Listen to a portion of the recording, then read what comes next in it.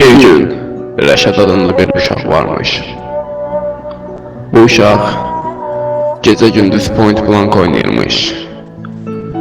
Və bir gün belə bir qərar alır ki, artıq yeni çar açmalıdır.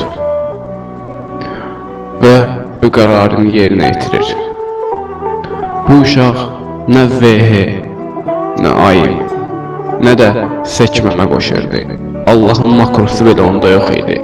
Oynamağı da onsuz da bir köpəklik deyildi.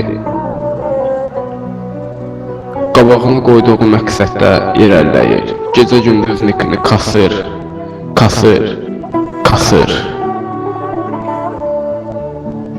və bir gün çox böyük bir günah eləyib qaçaqını vurur.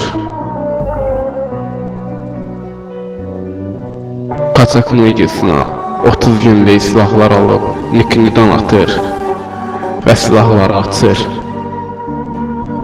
Bir gün axşam 400% XP verəndə XP kasmaq üçün bir otaq açır.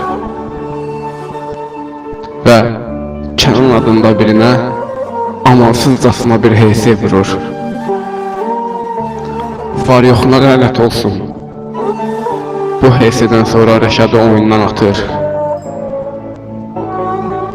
Və Rəşad ömürlük olaraq ban yiyir və 30 günlük silahlarını işlətmədən hər şeyin zibilini çıxardır. Bilirəm, o qədər də gülməli olmadı. İndi isə sizin keyfinizi açmaq üçün bir əhvalat danışacağam.